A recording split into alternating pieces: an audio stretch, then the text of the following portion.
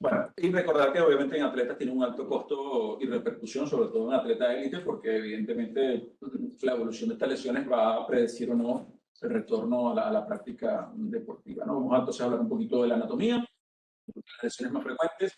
No voy a hablar del manejo porque nos extenderíamos mucho, y que eso también sería otro tema importante, la valoración de la inestabilidad. Pero sí también mencionaremos un poco las lesiones asociadas al final y algunas cosas. Recordar que hay tres complejos anatómicos: ligamento lateral, no, por el peroneo inferior, el posterior, el complejo medial, que va a estar formado por dos componentes: un componente superficial y profundo, que tiene una variabilidad anatómica muy grande. Igual describió que es el complejo ligamentario del tobillo más inconstante, porque no siempre están presentes todos los ligamentos. Sin embargo, se describen de forma global o de forma más o menos convencional varios fascículos que son el profundo, que está compuesto por el tibio estrabismoso anterior y posterior, y el superficial, compuesto por los fascículos tibio escafoideo, tibio spring y tibio calcáneo. Y recordar, por favor, y eso te lo digo de forma un poco categórica, es la sindesmosis, porque muchas veces hay lesiones del complejo lateral, o se piensa clínicamente que son lesiones del complejo lateral, y terminan siendo lesiones de la sindesmosis, que el manejo es un poquito diferente, y no solamente eso, sino que la recuperación y el retorno to play, el retorno a la actividad deportiva o el retorno a la actividad laboral es mucho más largo que cuando hablamos solamente del complejo lateral. Y también hablaremos un poquito de los distintos fascículos que componen al complejo de la sindesmosis. No han dicho nada. Sí, está bien. Va, perfecto. Entonces empezamos por el complejo lateral y por supuesto recordamos que el complejo lateral tiene básicamente tres ligamentos: el peroneo anterior, el posterior y el peroneo calcáneo. El posterior no se rompe nunca, es el irrompible, a menos que haya una luxación de tobillo, una fractura trimaleolar, algo muy importante. El posterior ya no le presten mucha atención, la verdad. Sobre todo digo en la parte deportiva, ¿no? Porque se rompe un poco en general. Con respecto al anterior, hay un concepto nuevo o un concepto nuevo entre comillas, que hay que aprenderse, y es que el ligamento peroneal anterior tiene dos fascículos: un fascículo superior, que es intraarticular, intrasinovial, y que por tanto esta localización hace que su capacidad de curar sea muy baja, porque está en contacto con el líquido sinovial, mientras que hay un fascículo inferior, que es un fascículo extrasinovial, extraarticular, y que sí tiene capacidad de curación. Y que es cierto que antes hablábamos del ligamento como un solo fascículo, y es cierto que también, si la resonancia no es de muy buena calidad, probablemente no vas a poder distinguir los dos fascículos, pero hay que tratar de distinguirlos porque tienen funciones biomecánicas diferentes. Realmente, cuando se rompe solamente el fascículo superior, realmente el paciente queda con esa sensación de fallo, pero que clínicamente no hay maniobra de inestabilidad, y es lo que también se conoce como microinestabilidad. Un concepto también que ha acuñado Jordi Català, relativamente reciente, donde la afectación crónica o esa sensación de inestabilidad crónica producto de rotura solo del fascículo superior genera una condición que se conoce como microinestabilidad, y esa sensación de ese fallo que el paciente percibe. Generalmente hay arterias perforantes de la rama de la peronea que pasan muy cerca del ligamento, y es por eso que muchas veces vemos hematomas tan voluminosos como este, que al final tampoco modifican la recuperación. Realmente podemos ver hematomas catastróficos o supergigantes que al final no van a incidir en la recuperación, simplemente que hay tantos vasitos cerca de la rama de la peronea perforante, cerca del ligamento, que pueden a veces romperse y generar hematomas muy voluminosos. Entonces, recordar que hay dos fascículos, uno superior e inferior, y otro concepto anatómico que también acuñado por Jordi Ortega y por Miguel Almón, sobre que el fascículo inferior realmente se continúa a través de fibras resiformes con el ligamento peroneo-calcáneo, una unidad funcional. Entonces, y esto es muy importante porque, como digo, la función de esto es distinta a la función solamente del fascículo superior. Y a esto lo han llamado ligamento fibulotalo-calcáneo. Y también, por eso es que también a veces hay roturas del fascículo inferior, y estas roturas involucran más al ligamento peroneo-calcáneo. Y desde el punto de vista quirúrgico también tiene cierta importancia, porque la reparación realmente se daría para poder reparar ambos ligamentos. Ver ambos fascículos del ligamento peroneo-calcáneo de bajo campo o en campo con una antena que no es adecuada, un estudio que no está bien hecho, los cortes son muy separados, pues a veces es difícil. Aquí podemos ver lo que serían las fibras resiformes al fascículo inferior del ligamento peroneo inferior con el ligamento peroneo. También, si bien es cierto, el ligamento más débil del complejo lateral es el peroneo anterior, el peroneo también es súper importante, y de hecho se cree Por eso es que a veces esos pacientes que no van bien es porque tienen también lesión asociada al ligamento peroneo calcáneo. Un ligamento como el que estamos viendo en la segunda imagen no es un ligamento que esté normal. No quiere decir que funcionalmente esté bien o no. Puede que funcionalmente esté bien, pero puede que también no. Un ligamento que usualmente no debería ser tan grueso. El ligamento peroneo es bien finito, no sobrepasa los 3 milímetros. Una cosa que es muy común es que vemos un ligamento también relativamente continuo, pero con fracturas de avulsión crónicas. Y estas fracturas de avulsión crónicas a veces también pueden generar un impingement anterolateral crónico y molestar, ¿no? ¿Y qué pasa? Que también muchas de estas fracturas no consolidan. Entonces el paciente sigue practicando su actividad deportiva, a veces pueden molestar. Y roturas crónicas, donde evidentemente prácticamente no es un ligamento y ves que el remanente proximal simplemente se pegó, se desdobló sobre el maleolo peroneo. En cuanto al ligamento peroneo, es importante hablar no solamente por lo que de las fibras arciformes que conectan el ligamento peroneo calcáneo, sino que también funcionalmente es súper importante en la estabilidad lateral. Es cierto que de forma aislada se lesiona un poco, pero igual, ¿qué buscamos? Buscamos un ligamento que imagen,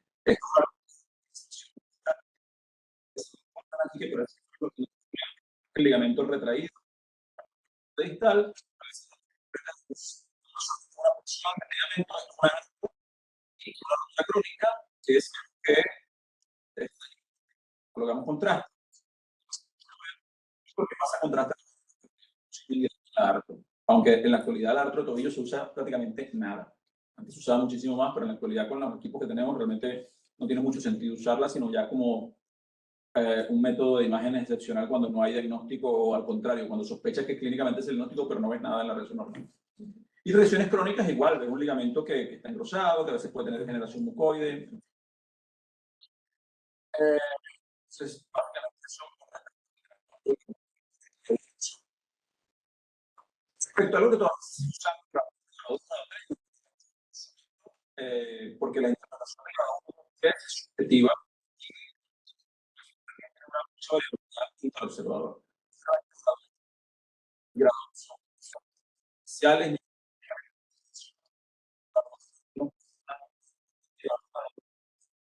eso es la baja.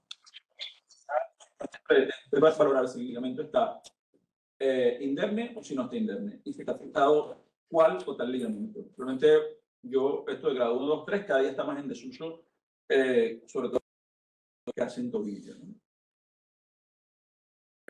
Bueno, de esto no hablo mucho.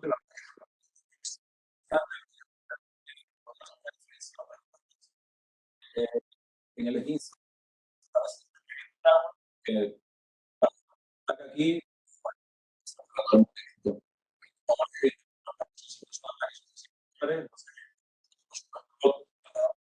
lo más posible la reducción de placas en el esguince y siguiendo lo que son las reglas de Ottawa, que ustedes muy bien las conocen, que se ampliaron a 2 reglas más de sensibilidad ósea en la base del quinto metatarsiano entre escafoides y medio pie para realizar una placa o no. ¿Por qué? Porque esto te puede permitir ver la presencia de fracturas o no, y de hecho la sensibilidad es muy...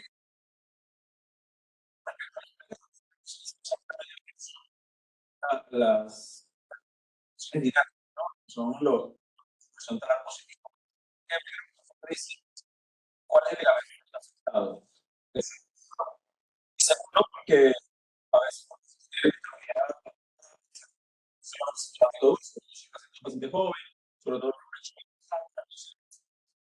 se deberían hacer, se cree que hay poca validez y reproducibilidad de estas rayos X, ¿no? Y de hecho, hay pacientes que tienen hasta muchos, no muchos, pero sí cerca del 10-11% tienen cajón sin presentar síntomas.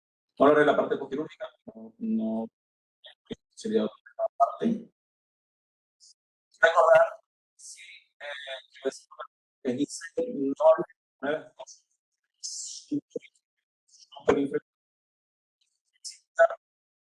la extrusión pero normal,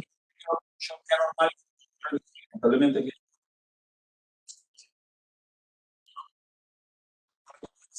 por choca repetido. Una hipertrofia en la corredera o fibrosis y eso se puede, eso se asocia, es decir, se ve. Es el vídeo, lo has dejado. Dale a pausa. Bien.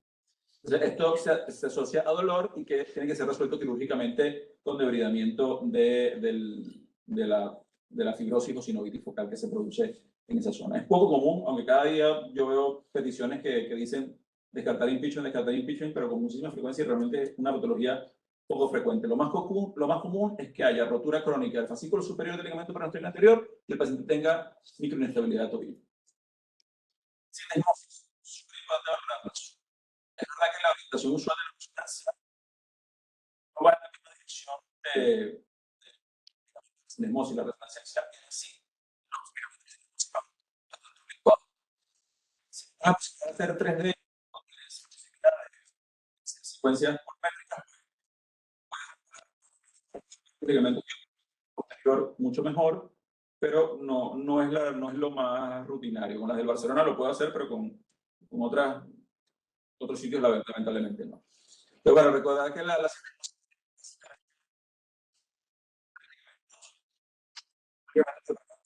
uno posterior, uno anterior, y va a haber otro ligamento, el componente profundo del ligamento transverso. Que este ligamento transverso funciona, no sé por qué no tengo la imagen aquí. Hostia, se lo tenía. Bueno, el ligamento transverso que funciona como una especie de menisco que restringe la traslación posterior de la astrágalo. Y también recordar que entre la sindesmosis hay un tejido graso, que es una banda o una almohadilla grasa que es muy vascularizada y también con altas cantidades de terminaciones nerviosas, que a veces, si hay lesión de la sindesmosis, puede descender y quedar atrapada en la articulación, generar también un impingement, pero de la sindesmosis.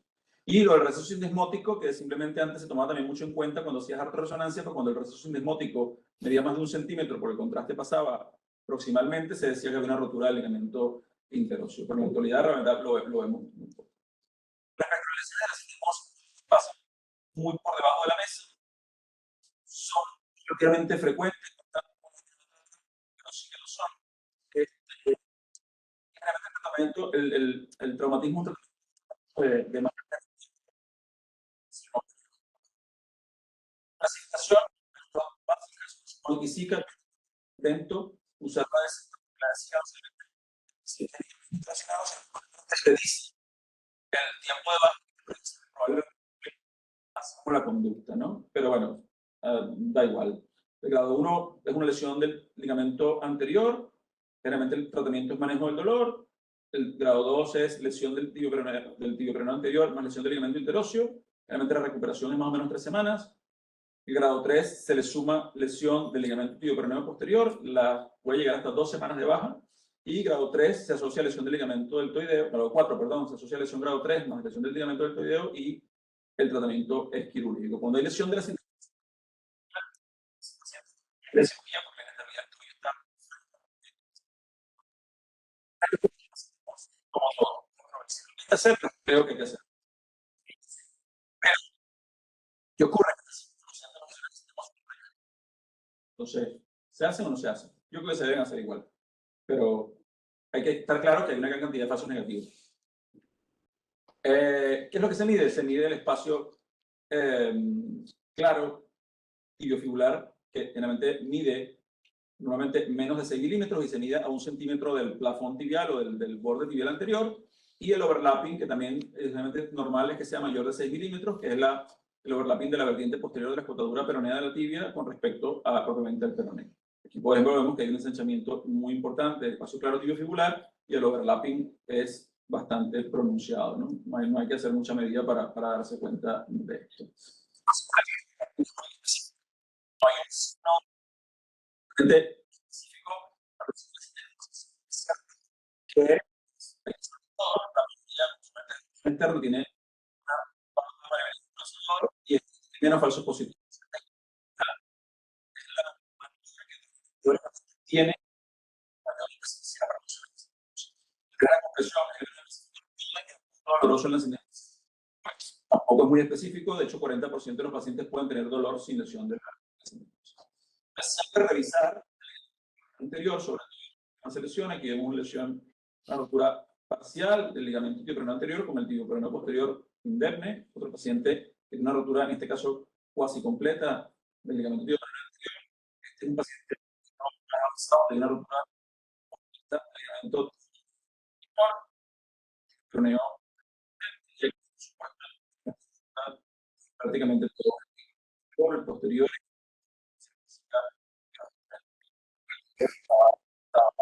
Mal. No solamente el de entrada, puede de complementarlo con una buena rayos X. Pero la resonancia ayuda mucho a ver lesiones asociadas que el eco no ve, como lesiones osteocondrales, como pequeñas fracturas, e incluso también lesiones tendinosas, ¿no? Osmótico, muy vieja que sí. De palpar siempre pronunciar fracturas de la diáfisis peroneal alta que se asocian con las lesiones de la sindesmosis. Como les dije, el cojinete graso que está en interpuesto a veces es muy bonito. Pues se resuelve dando fibrovascular o graso. Hablar aparte que en las en la actualidad se prefiere más la movilidad de la sindesmosis un poquito conservada y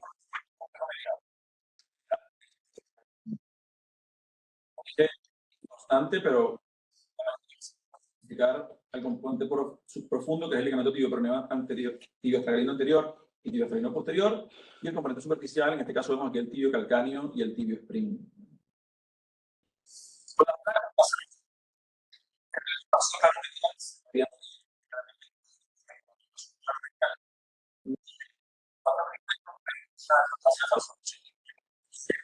El trauma un poquito más de certeza, es decir, en la placa que hay una protección aguda del componente.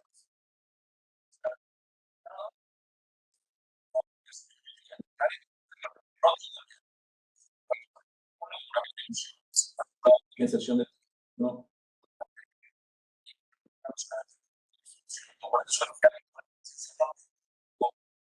Ese siempre es el componente. En este caso la podemos ver. Y de hecho, muchas veces cuando se rompe el profundo, se rompe a nivel de la inserción tibial y que se asocia a lesiones también del retináculo flexor. Esto es un poco de la técnica de la cirugía. También, menos frecuentemente, fibrosis en es lo que se hace. Es rarísimo.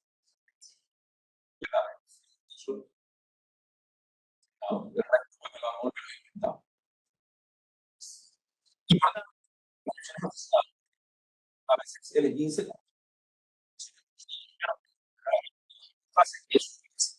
fíjate, produce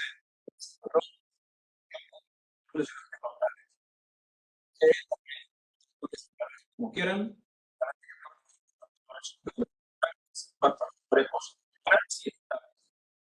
estable, puede doler, la cantidad de masa condral se correlaciona relativamente con la clínica y el dolor, mientras que cuando hay quistes subcondrales solamente, pues generalmente son lesiones que son asintomáticas. ¿Cuándo es inestable? Cuando el fragmento osteocondral se separa del hueso subcondral. En este caso es una lesión potencialmente inestable, lo que también yo llamo inestable in situ, porque está separada pero no está desprendida. Es decir, una lesión potencialmente inestable. Pero a veces se desprende completamente y se forman ratones articulares y es un desastre el asunto. Otra de las causas que puede producir dolor y se dice, por ciento, no me el caso. Crónica, esto ocurrir en la rarísimo que de verticalización de nosotros. La mayoría son lesiones que se han recibido cuando un estudio en fase crónica. Si no lo es muy difícil porque no hacemos maniobras dinámicas, ver una incongruencia supraespinal. Mientras que aquí en este caso, que es el único caso que he tenido, podemos decir que hay no solamente incongruencia parcial de la articulación supraespinal, sino también podemos ver una afectación del ligamento capsular anterior. Y otra cosa que también nunca, a veces confundimos el ligamento normal puede chupar. Ligamento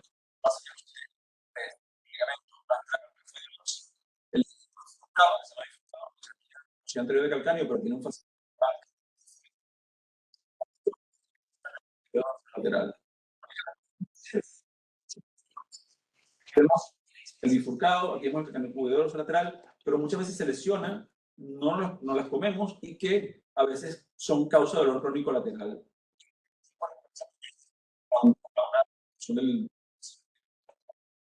Esto es una avulsión del ligamento bifurcado, que es una fractura de tuberosidad anterior del calcáneo, pero esto está muy fácil de diagnosticar. Pero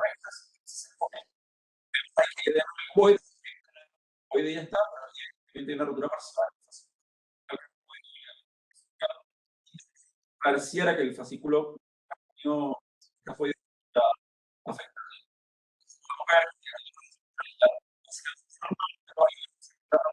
Aguda.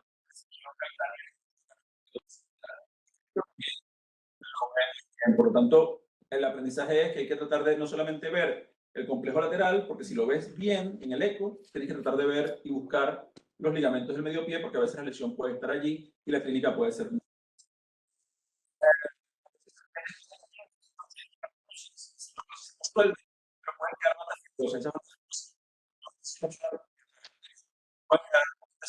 En anterior, y simplemente resección, aquí podemos ver la banda y aquí podemos ver la resección post-quirúrgica.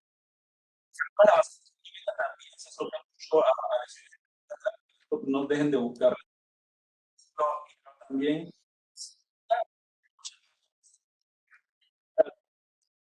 con inestabilidad de los perneos. Perneo longitudinal,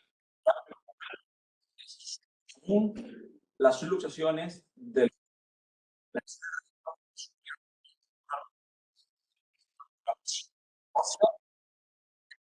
de todas y despegamiento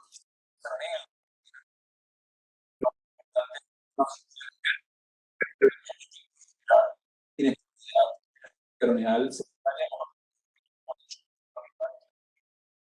sería lo que se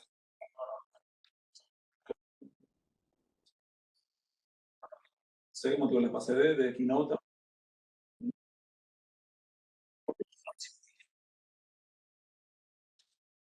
Sí, pues, vale.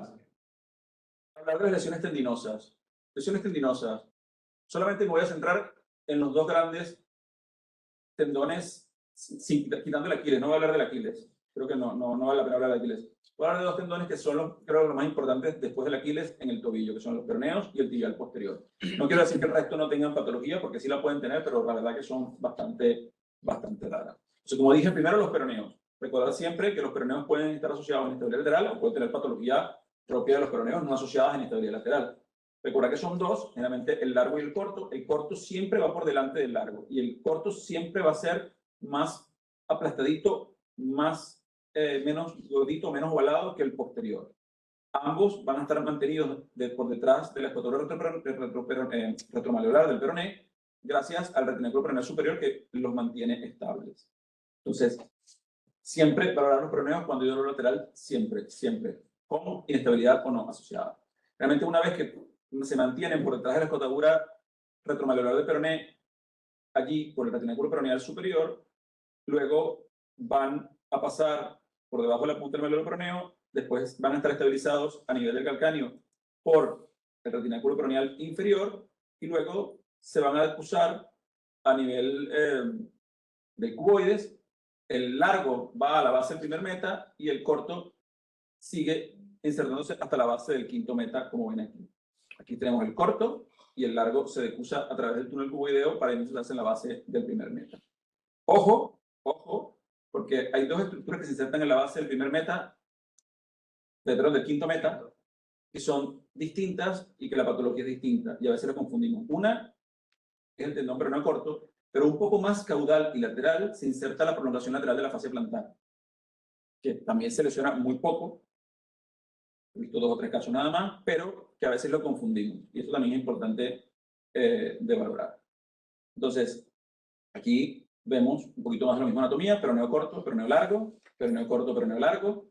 Ya a nivel del calcáneo, un poco más abajo viene el decuse, y aquí el peroneo largo que va a la base del primer meta. Y aquí cortes un poquito más distales, como veo, que se inserta muy bonito en la base del primer meta.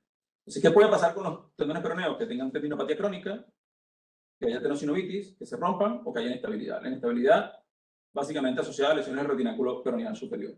Pero vuelvo a insistir, ante un dolor crónico lateral, siempre pensar en patología peroneal, siempre.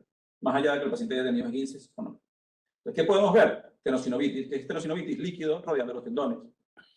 ¿Vale? Usualmente no debería haber prácticamente nada de líquido rodeando los tendones. Esa tenosinovitis puede ser por sobrecarga, por sobreuso, o puede ser también asociada a patología inflamatoria, como por ejemplo una retinitis reumatoidea. En el caso de esta paciente, tiene una tenosinovitis en granos de arroz, una tenosinovitis brutal con unos puntitos negritos, o no negritos, pero sí más de baja señal en la vaina, y también es relativamente común que veamos tenosinovitis de este estilo en pacientes con patología inflamatoria, sobre todo reumática. Esto ya lo vimos, que es la rotura longitudinal del peroneo corto.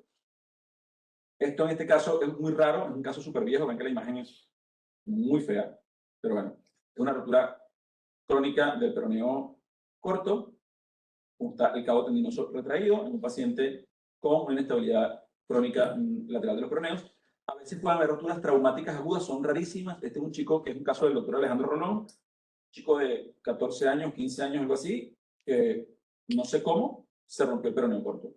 Aquí vemos corto, largo, y aquí no vemos prácticamente nada, largo, aquí no vemos nada, un medio pedazo de tendón, largo, y aquí no se ve nada. O sea, son bastante raras. El caso lo puse solamente por... ¿Se había hecho en infiltración feliz? No, teóricamente no. Este caso de Alejandro es muy viejo, pero una cosa que nadie entendió, porque aprender tuvo un trauma, pero es raro que tú por una hiperextensión o una imperfección te rompas el peroneo corto, es rarísimo. De hecho, este chico tenía los ligamentos impecables. Sí, pero tiene un engrosamiento sinovial. Sí, claro, pero es porque es una rotura que esto ya cuando se diagnosticó ya tenía tiempo. O sea, lo que pasa es que es raro porque lo único que el chico refiere es un trauma. Entonces, 14 años que se rompa por degenerativo, claro. Es raro, un caso un poco raro. Probablemente a lo mejor tenía algo más, pero Alejandro después no lo siguió, pero bueno. Y con respecto al peroneo largo, bueno, ahí se describen 3 zonas, que en cada zona, según sea a nivel maleolar o inframaleolar, o ya prácticamente cerca del túnel cuboideo, la patología va a ser distinta. Generalmente aquí el peroneo largo, que casi nunca, eso es otra cosa, de los peroneos, el largo casi nunca tiene patología, que tiene patología es el corto. El largo rara vez tiene patología. Pero estas están descritas para el largo. Entonces, generalmente en zona 1, lo que hay es tendinopatía o rotura sin inestabilidad. En la zona 2 ya podría haber lo mismo, más inestabilidad, y en la zona 3 ya básicamente lo que se ve es tenosinovitis o tendinopatía o síndrome de fricción, que ya se les voy a enseñar.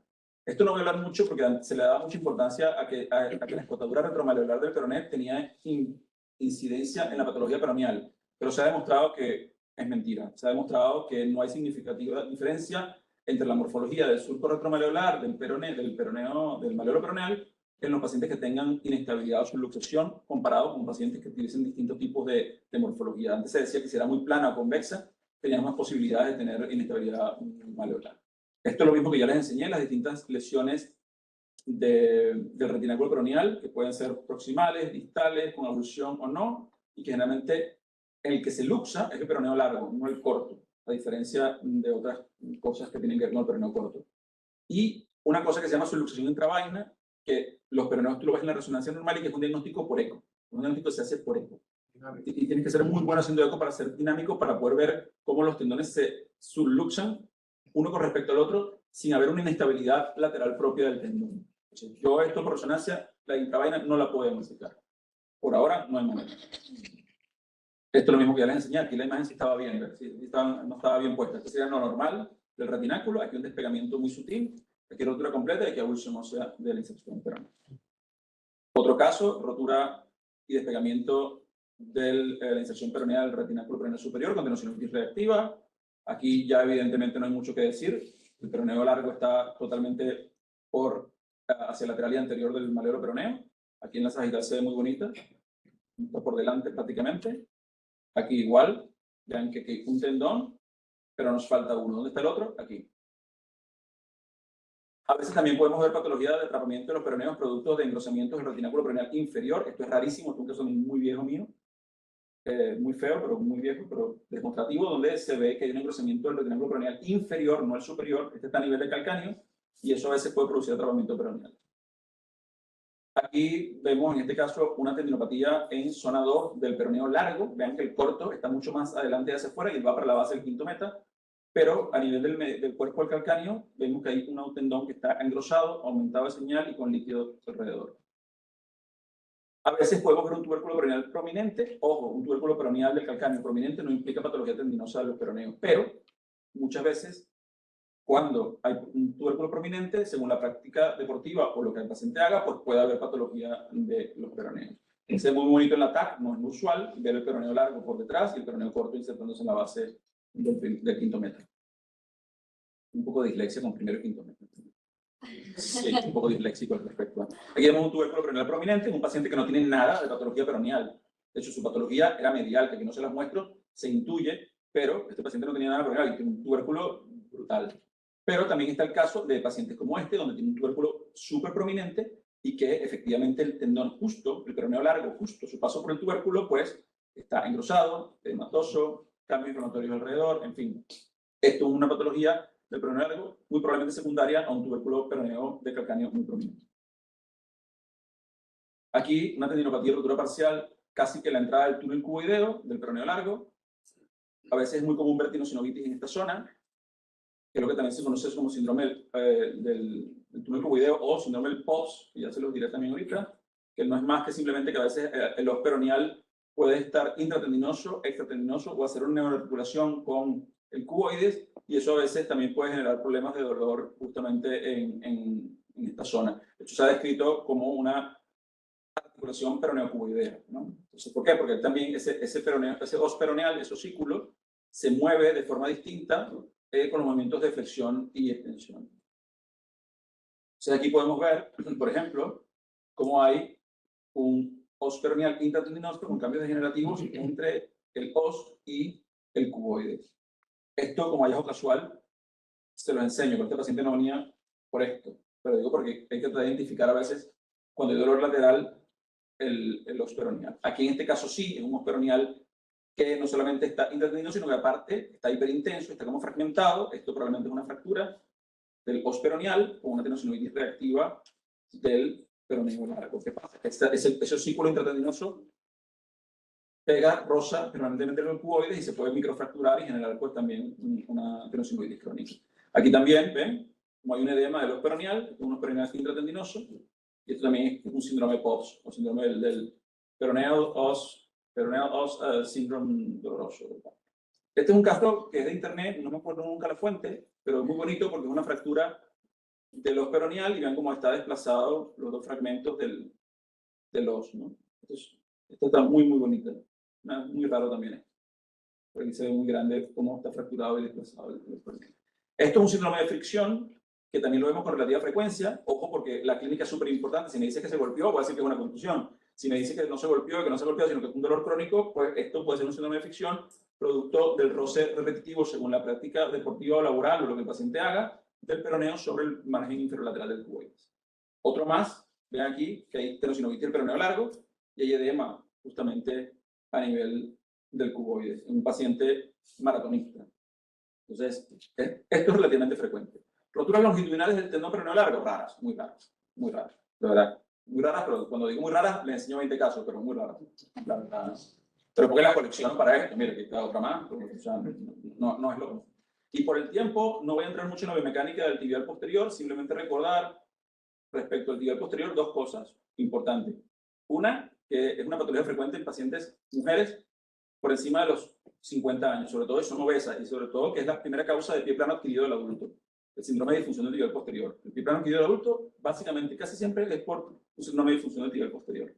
Y que junto con el componente profundo superficial del ligamento deltoideo, el tibio spring y el ligamento de spring, generalmente estabilizan de forma importante al medio pie. Por eso es que cuando se rompe, se genera un pie plano secundario. También se puede clasificar en grado 1, 2 y 3. Simplemente yo lo que hago es decir si hay tendinopatía, rotura parcial o rotura completa, si hay afectación del ligamento de spring o no lo hay, porque evidentemente eso cambia probablemente la conducta quirúrgica y si hay un impeachment secundario extraarticular. No voy a hablar de esta biomecánica, porque digo, no vamos a tener tiempo, es un video aquí. Entonces, a veces, ¿qué pasa? Que cuando ya hay un pie plano establecido por disfunción del tibial posterior, se hace un valgo del retropié y ese valgo del retropié genera un impeachment extraarticular que se conoce como calcáneo fibular o calcáneo peroneal. Y a veces el problema que es importante, ¿por qué? Porque el paciente dice que lo que le duele es lateral, pero su problema de condicional, el dolor lateral, es por culpa de la rotura del tibial posterior. O sea, a veces es un poco complicado. Cuando tú dices dolor lateral, lo ves y resulta que cuando ves el tibial posterior está roto completamente. Entonces es importante también entender que a veces el paciente te puede referir dolor del otro lado de donde está el tibial posterior. Les enseño ejemplos. Esto es una disfunción leve, grado 1, tendinopatía, tenosinovitis. Vean que el ligamento de spring, que a veces no se ve tan bonito como aquí, pues está normal. Aquí lo mismo, el mismo paciente, tendinopatía y tenosinovitis casi en la inserción.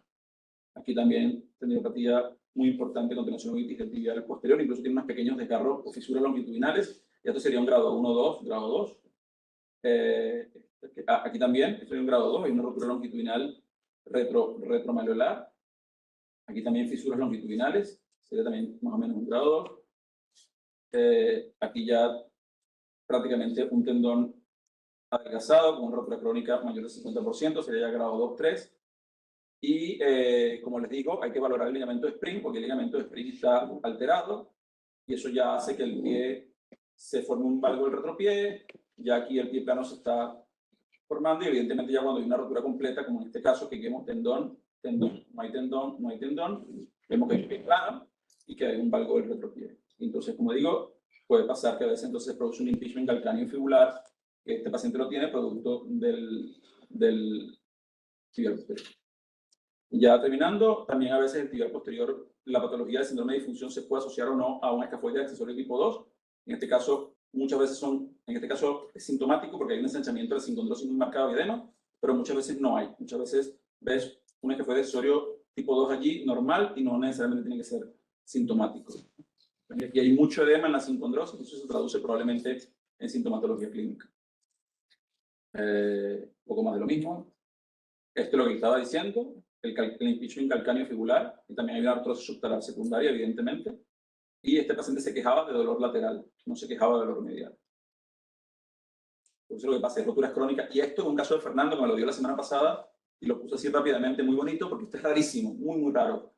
Si bien es cierto que es muy común ver luxaciones de los peroneos, ver luxaciones del tibial posterior son excepcionales, y generalmente se deben a roturas crónicas de la inserción tibial del retináculo flexor. Estas roturas crónicas pasan desapercibidas y el paciente no se da ni cuenta y entonces el tibial posterior se subluxa. Esto es, la verdad que muchas cosas, simplemente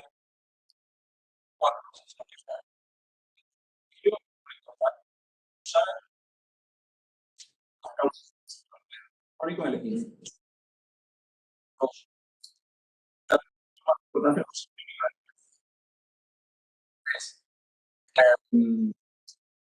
Causa de los craneos y síndrome de cemento.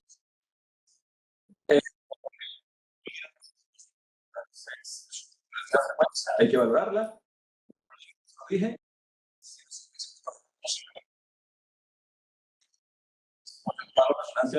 me explayo y se me olvida. Eco. Esa sospecha eco, sí. Se debería usar, uno, para los pacientes que no van bien, o para aquellos pacientes que ustedes de repente en la placa vean algo que puede ser un poco, que va más allá de un esguince mular y silvestre o de una rotura tonta del ligamento anterior. pues, clínicamente ustedes, pero si no, la resonancia no se usa de entrada, a menos que obviamente sea un jugador del Barcelona. Pero, porque evidentemente implica mucho dinero, pero digo en rasgos generales, pues, una persona cualquiera que se quince, o un deportista de fin de semana que se quince, porque es así. Entonces, el eco es súper importante y es súper buena herramienta. Yo no lo hago, pero, de hecho, yo casi siempre veo inestabilidad crónica, no veo inestabilidad aguda. Más nada.